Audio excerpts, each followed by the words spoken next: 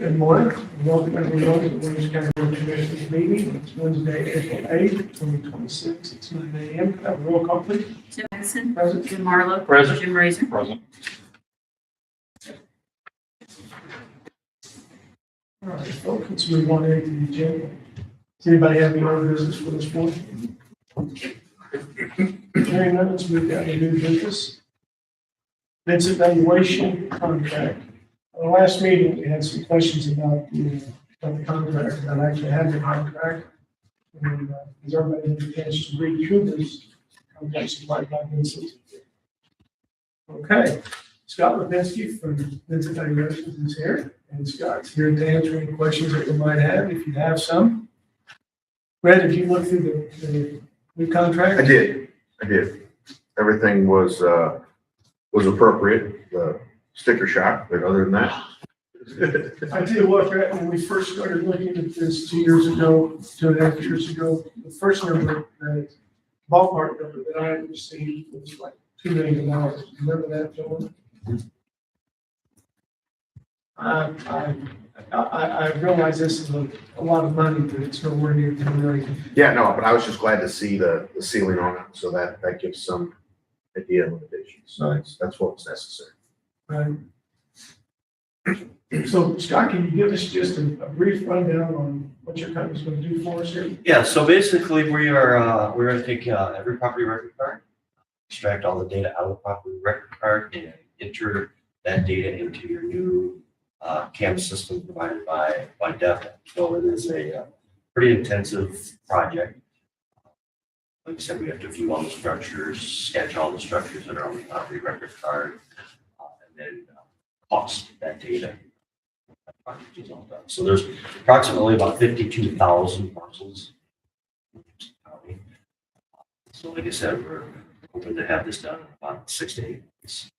So then next phase, we move on from there with the assessor's department, and using a system that's fully integrated and populated inside. The DevNet system that we have installed really makes this possible. Correct. Correct. Yes, without a CAM system, you basically got paper. You know, computerized, masterized the system that can run the information needed. So, yeah, big step for Williams County was moving to that system. To my knowledge, at least in recent history, and I've been here almost 6 years, there's never been a quadrennial reassessment done correctly that I know of. Yeah, this will help, like I said, run sales ratio studies on neighborhoods, all the things that should be done to get the accurate numbers for the assessment. So in the next one, what we're doing today will help set up the future, correct? Yes, this is the groundwork, and provided that the assessor's office has to keep and maintain this, like buying a car. If you don't maintain your car, what happens? The car eventually breaks down. So they will keep piece to this in the future to make sure that information, when your house is built, that information is inside the system. Not immediately, but within a couple of months. So. This will help us achieve equity and parity in our assessments across the county. Exactly, that's what assessment is all about. It's fair and accurate. There's an error factor in any kind of data migration, which I consider this data migration. Correct. How accurate through your first run through? So what we're scheduled to do is every 30 days, we're going to have a meeting with the county staff to go through. If we have any questions or if there's further, more information from the staff, we'll get that every 30 days. Instead of waiting 6 months and having staff come through with it. So, like I said, we feel like the best plan to do is to flush out what needs to be looked at. Doing the type of action.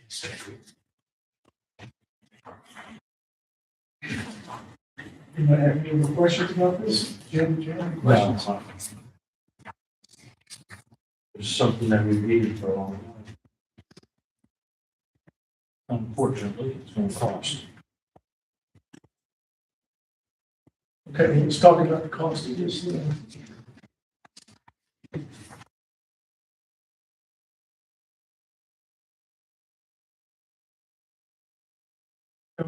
was, It was a not to exceed $375 per day per person. We anticipate putting anywhere from 1 to 3 individuals on this project. Like I said, I think it's not to exceed 1. 450,000. Okay.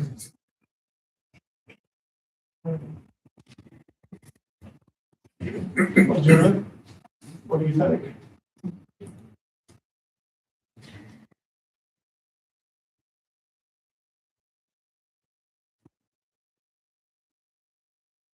Everything that's come into my ear from the departments that are dependent on this, are saying this is a necessity. You mentioned a number earlier. This is a little different, that it's not full reassessment, but it's a little more limited in its scope. But we have the number. I also think when we look at the duration on this, we'll likely be able to budget the last couple of months, maybe in the last 3 months of this project into the next fiscal year. So we don't have to take the brunt, maybe that 450 all in this year. So I think we have the money. It's not money we necessarily want to spend. It's money we have to spend. And then we've got a definition in a contract. I think we just need to get this moving so we can get it going as fast as possible. So the accuracy of sales ratio studies, what if we run into a problem? I mean, or do you foresee a problem with the assessor's office, or maybe one of his sales ratio studies, or even with the state compared to what we showed you? Well, my advice would be is to make sure that you train an individual in the office that can understand and knows how to run sales ratio studies, knows how to read through sales ratio studies. So when you get time to do those reassessments, that individual, that's all they're doing for 6 months is just running the sales analysis, sales ratio studies, making sure that everything is uniform.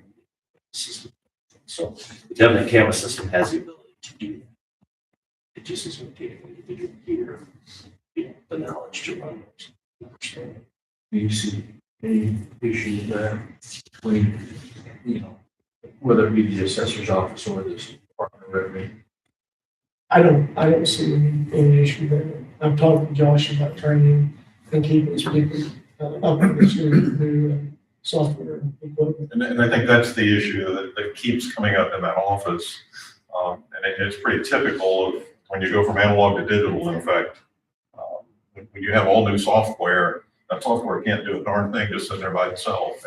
And you can't take staff that have never worked with that software and expect them to be accurate with it. So we have to, at this point, I think we're stepping into another phase in that office, and it's whatever influence this board has, it's to push training to make sure they're, and I always like more than one. One person gets sick and one person goes on vacation. Yeah.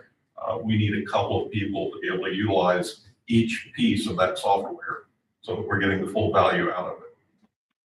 Another plus is just about every in the southern state utilizes that one. There are other individuals in other counties that understand the software that might be looking to move up, in a position from a smaller county. So there's always that opportunity to get knowledge. I'm not saying poach, I'm just get people around, you know what I mean? I mean, is it fair to say from where you said that Williamson County is pretty late in the game here? When you say everybody else is on that, I think the old system had limited capabilities. And I think that the camera system was outdated, some of the functionality was outdated. I think moving to the demo system would be good. need to get caught up.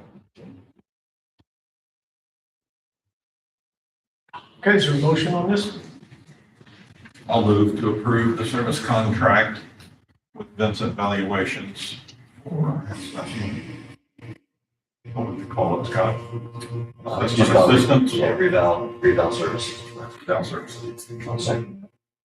Okay, any other questions or comments? All right, have a roll call, please. Tim Atkinson. Yeah. Jim Marlowe. Yeah. Jim Riser. Scott, thank you. Thank you very much. Appreciate it.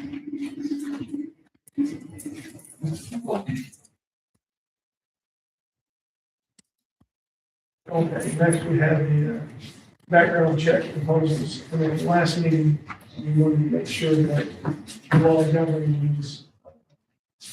One was only law. The second one, verified. Matt, did you have a chance to read through this one? Yeah, I mean, Stephanie had sent over both of those. I just think it's up to you guys as to, It's Minnesota, is its law, governing law. I think they will change that though, under the verified credentials. That's the MBI one. I don't think we'll have a problem with getting it changed. So for us to put these in place, I think Stephanie was saying it was like $100 to $150 initial cost. And then for the liquor license applications, the applicant will be paying for their own background checks, and will not have a cost on that. So these things pretty much once we choose one, kind of operate on the own block for all input from us. I read through both of them. I really don't have a problem with either one. Those are the verified revenue laws, and so that seems to be a good change. My understanding, verified is already being used by the highway department, so we already have a history with them, and they seem to be happy. I also know that Stephanie has shared with me, and some others, that she's actually worked with verified in this process of getting the bid and using highways account to get a background check run that needed to be run quickly. And the person that would be working with us the most is very happy with what she dealt with, so that's like a pretty tough. And like I said, I really don't have any preference either way, so, and there's financially, there's no difference between them. So it really is just a personal preference on this. Jim, do you have any input? No, I'm just gonna go with whatever Stephanie thinks is good and Red's okay with. So I'm just gonna go with the flow here. Brett, you good with verified? Yeah, so question though, if the highway department's already using verified, do we even need to do a new account It's actually the coroner's office, they. for the coroner's they're office? using it. Because it's all part of the same county entity. That was a question I had, is do we I need didn't to know that. keep that separate, or can we use that? And then we wouldn't have to pay the $100 and some to set it Well, and up. she had mentioned possibly getting that waived since we already have a system. But- And would we want to roll it under the board and then make it available to any office? Yeah, Would that make That's sense? what I was going to say. that would make sense, and then I would say, you know, you Much could better chose to sense. charge the individual office if they want to run something. You could allocate from their budget. The auditor have a comment? That makes total sense to me. It's trying to get it under the county and then you have the offices under that umbrella. Well, the only difference with that is that they are being charged, or the ones at the coroner's office right now are currently being charged to the county. The liquor licenses will be charged to the individual, so I don't know. Getting them. But, I mean, it's possible. Is there any other departments that use utilizing? Not aware of any. I can't say yes or no, I'm not aware of any. I know. It seems that we try to get one thing under house and else somebody else says. No, all we can do is offer it, but Yeah, I personally, gentlemen, I think let's get this under us, and then if they want to migrate over to ours, we can do it. for that, I think we have to have this, we need some stability here on this. Brett, how do we vote on that? Or do we? Well, I mean, if there's already an existing contract, I don't think there is a vote. So, Only if it can be brought in under us. well, but it's currently being billed to the county. Yeah, is that not under the control of the coroner's office though? It's under their budget. Right, Oh, it's specifically under their budget? yeah,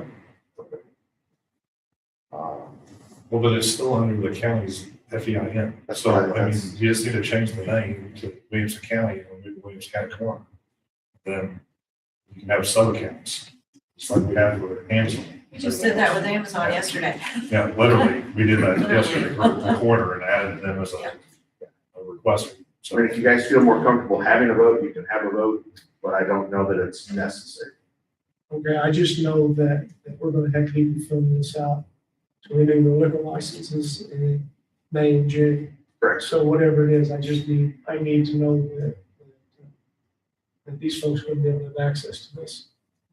Well, the county will actually process, and then my assumption is we'll charge the applicant, and the applicant will pay the county, that then the monies will go to pay the front-end money for the background check. I don't know that they're gonna make the applicant pay a direct check to them. We will do the background check, they're responsible for our cost reimbursement of that background check for their application. Stephanie, how's it been done? The who we used before, it just, we never seen any portions of it. So Whenever they would go in. The applicant apply for pays that. that. It was all set up online. They go in, go through the process, and they would pay their fee, and we never see it. oh, doesn't order, it's ordinance is set up that way, and then I'm Where not they- sure if it says anything. where it says Other than that just saying they have a to do yearly that. background check has to be done. So I really need to check. This would give you more control. If the ordinance states just simply that it's a yearly background check, they could choose whoever they wanted to choose. And the quality of the background check, you don't control it. So they get a smaller outfit that doesn't really do a big research and just gives you a letter that says, yeah, they're cleared. You don't have a true verification. This would be your better you set. gave them the information on the background check. Yeah, I send out a letter yearly to all of them and let them know how to access the background check. So we wouldn't, I wouldn't accept a background check if it wasn't the one Stephanie sent to you.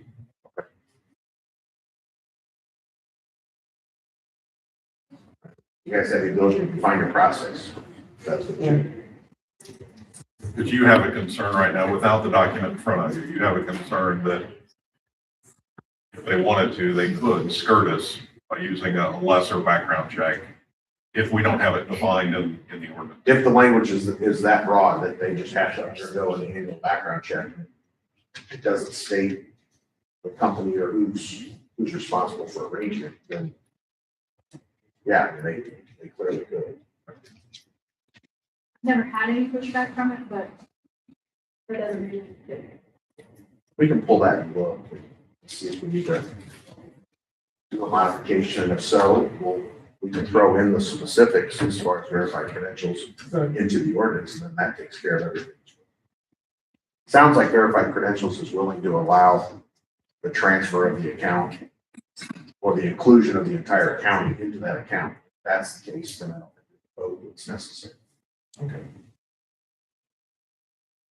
Am I okay with that? I am, yes. Okay.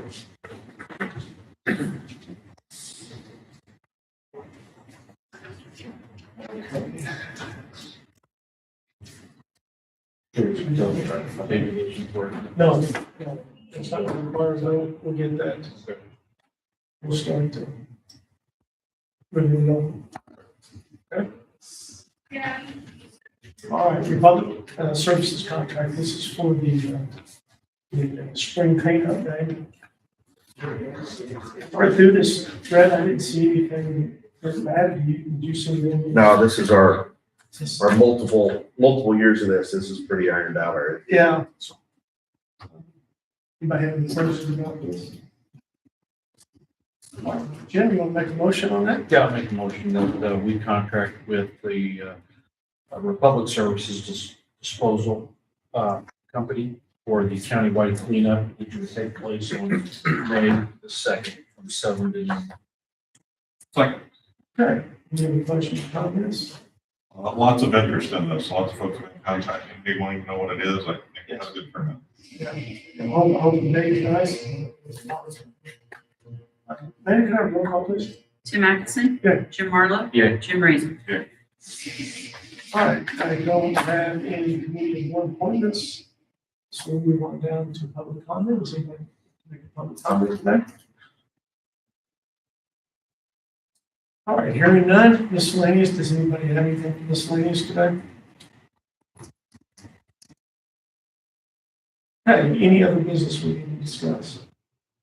Okay, gentlemen, I think we need to go into closed session to talk about personnel. So. Anything for that? 5 ILCS 122C1. Make a motion to move into executive session and do that statute. Second. Roll call, please. Tim Atkinson. Yeah. Jim Marlowe. Yeah. Jim Riggins. Thank you, everyone.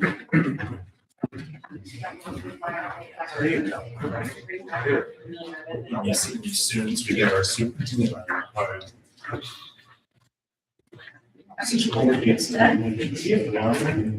We've got John.